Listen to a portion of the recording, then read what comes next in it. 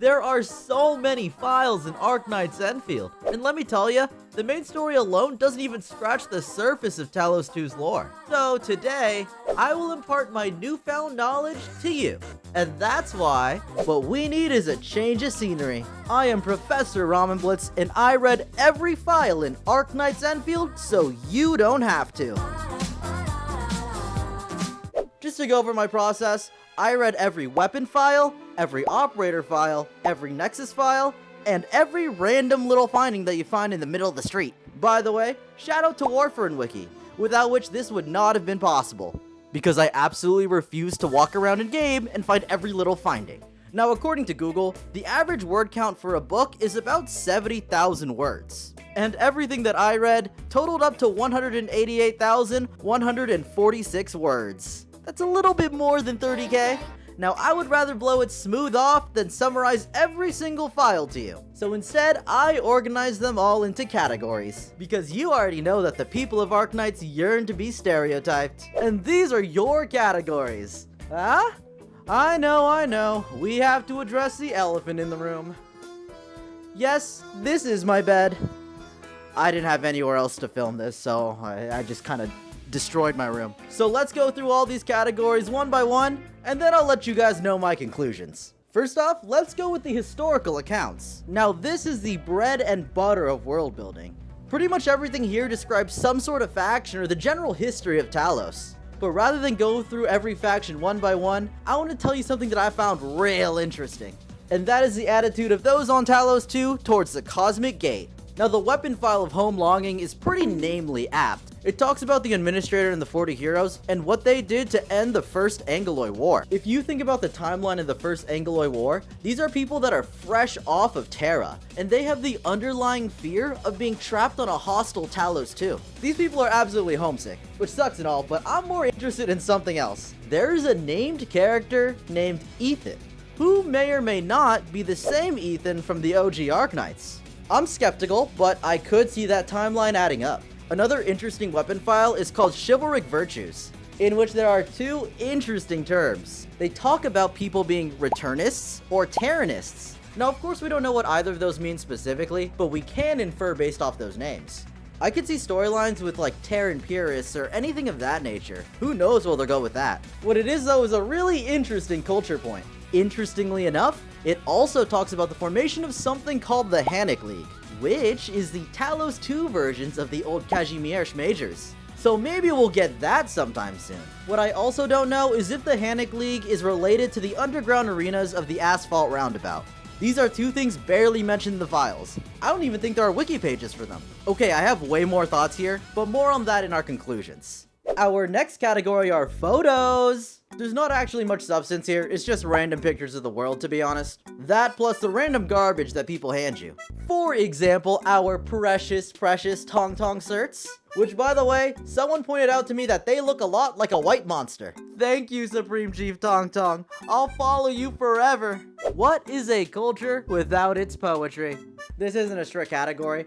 I threw whatever in here if it even remotely sounds like prose. A room blanketed by stars. Stretch out your hand and you'll touch the stars. Just close your eyes and you'll snuggle in the clouds. It doesn't matter if it's a blanket of clouds or stars. It'll dispel your troubles and send them far away. Wow. There is nothing quite as riveting as incoherent technobabble. Okay, I mean that unironically. I'm the target audience here. I cannot get enough of reading academic papers on a sci-fi world. I read the Pikmin 2 Piclopedia like 50 times. Just a bit of foreshadowing here. What makes the academic category so interesting are studies on the Angloid and the Aether side. Scientists postulate that the Aether side is a separate dimension from reality, and blight occurs when the two overlap. Angloid may or may not be powered by this energy. In fact, each individual Angloid seems to have a sort of spatial or magnetic field that lets them create the limbs that they use to kill everybody in sight. Which makes it interesting that people are starting to figure out how to make Angloid-based tools, including for some reason an automatic Angloid nutcracker. Why do we need that? I don't know.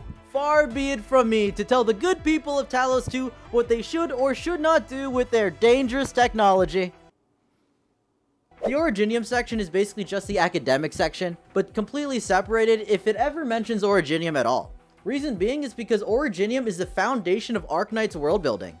And while it's giving your loved ones terminal cancer, it's also powering every machine around. It is quite literally the foundation of modern society. And there are some crazy revelations in these Originium files. Like how the Originium of Talos 2 seems to have changed. We don't know if that's the administrator, or God forbid priestess, but things are different. But what's interesting is that catastrophes cannot naturally occur on Talos 2. What's terrifying though, are that scientists are close to figuring out how to artificially create catastrophes. Please don't do that. Now may I present to you images that precede unfortunate events. Mom? Dad?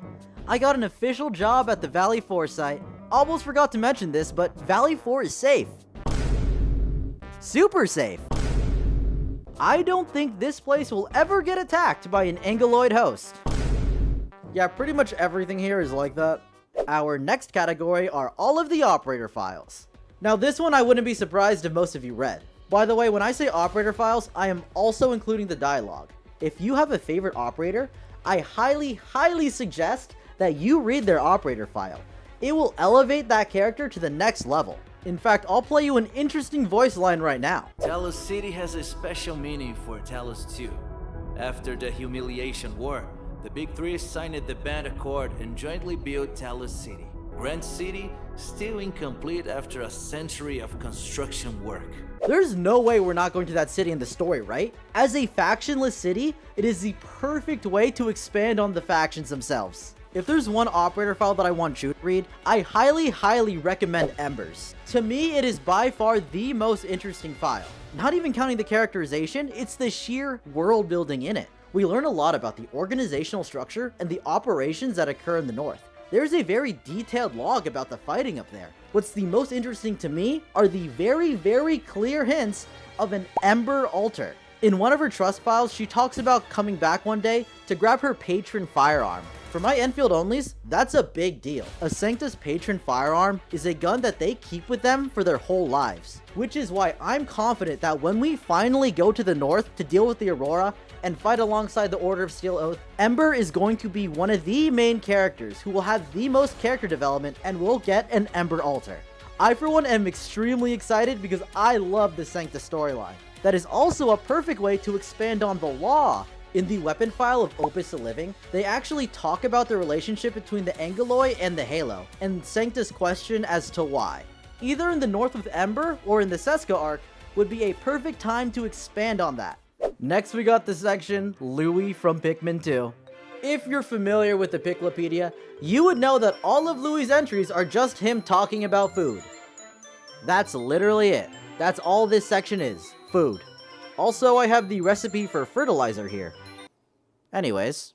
Wait, oh my god, is that an Arknights reference? Dude, Arknights reference! Yo, that's a fucking Arknights reference, man! Is that a Arknights reference? If you're an OG Arknights player, this shit is ambrosia to you. I know for a fact that if you're interested, you're gonna read these yourself, so I'm just gonna rapid fire two interesting ones for you. The weapon file Hypernova Auto describes the famous scientist, Ferdinand Clooney, and the weapon file Pathfinder's Beacon is about somebody who talks suspiciously a bit like Croissant, who discusses Instructor Doberman's training. Ooh, yummy Arknights reference! Alright, it's time for the elephant. This section is called Shmeep Shmop. What does that mean? Now, not all Shmeep Shmop is created equal. Well, a lot of this is Shmeep, but there's also a lot of Shmob. The vast majority of this section are the random findings that are everywhere. What that also means is that everything here is too scuffed to be in any other category. Of course, when I say Shmop, that doesn't mean all of this is bad. I'll tell y'all about a few interesting ones. Random Inspiration 2 talks about how they discovered fossil fuel on Talos 2. Turns out on Terra, Originium ate all the fossil fuel, so they only just discovered it. Note stuffed in a rock crevice says, if you're a landbreaker, just kill yourselves already. Do not hesitate. These random files are not only good for expanding the world, but also for building up a character. For example, an order form for nail varnish. with the note from Yvonne, got big horns. While there's a lot of Shmeep, there's also a lot of Shmop, but the existence of that Shmop doesn't outright harm the world building, it's just kinda there. Honestly, in the same way that 1.0 was kinda bland, but 1.1 was a big improvement, the random findings are very similar. A lot of the notes that you find in 1.1 in Chinbo Stockade are a lot more interesting than the stuff in 1.0. That's not to say that the 1.1 story isn't flawed, but it is better than the 1.0 for sure. They're improving. That's pretty good. Pretty much every note that we find in the Chinbo Stockade elevates that main story. Even more Shmeep than the Shmeep of Shmeep Shmop is the actually good category. Okay, actually good is kind of clickbait. Like, there are some really good stories that fit historical better or fit academic better, and that's why they're there. I decided to put files in the actually good category if they contribute meaningfully to the world building and are just good standalone stories. You'll see what I mean by that when we go over the weapon file of Oblivion. What is so interesting about Oblivion is that it discusses the socio-economic conditions of the Sarkaz on Talos 2. If you've done even a little bit of light reading, you know that the files in the dialogue completely sanitize the current state of the Sarkaz on Talos 2.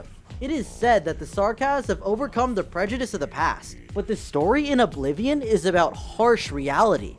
The Sarkaz are not treated the same. I have a lot more to say on that in the conclusion, so stay tuned. Another interesting thing about Oblivion is that it's in the POV of an elite operator candidate. So that's somebody I'm gonna pull now. If I were to give a bit more homework as to what you should read, I would personally suggest Cohesive Traction. It only works if there are no spoilers, so I will not tell you a thing about it. But let me know what you think about it in the comments. It's a quick read too, it won't take you much time. Though if I'm gonna be honest, you should probably just read all of these. And time for our last category, Potential Man. This category is the king of vague posting. It's just files vaguely referencing the future, like the Zeroth directive. What's going on? I don't know, we'll find out in the future. There's not really much substance to it, but wowee! Though to be fair, Perlica's a lot less vague than Dr. Kaltsit was. I miss you, Kaltsit. And that, my dear viewers, are all of the categories. If I were to give one fundamental conclusion about all of this, I would start with the Humiliation War. If you don't know, the Humiliation War is something not discussed very often. It doesn't even have a Nexus file. What it is a giant civil war a little bit after the first Angaloy War. The end result of it was a sense of, well, humiliation, but it also created the civilization ban as we know it today.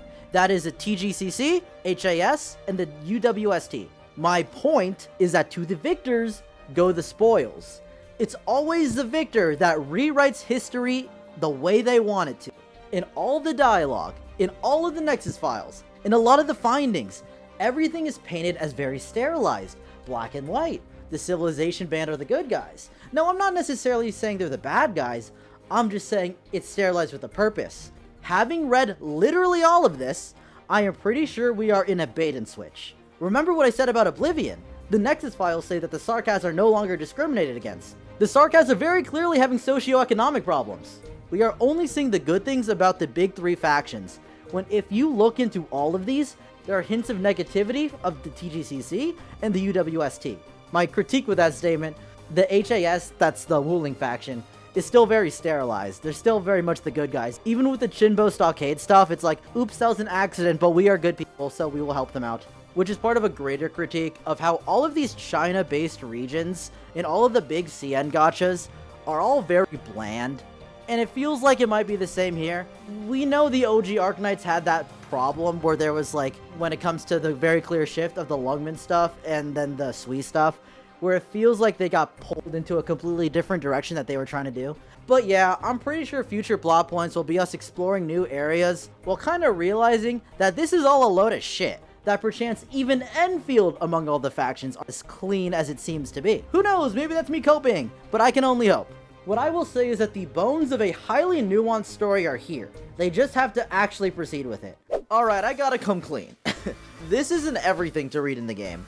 There's still materials, enemies, and item descriptions. So will I read those too? Oh hell no! What do you mean read more? This took me like 2 weeks of my life. And sure, I'm still gonna read the new files when it comes to 1.2, but still, don't put more on my plate. This was enough. And final question. Am I now the arbiter of all Arknights Endfield knowledge? Should I be your primary source from now on? Also, not really. Be honest, have you ever tried binge reading anything for weeks on end? Like a ton of books, or manga, or manhwa, or fan fiction, or movies, or whatever. You can't retain shit. You love it in the moment, but I can't remember half of this if I'm gonna be completely transparent. I had to look all these up again. I basically read these all twice over.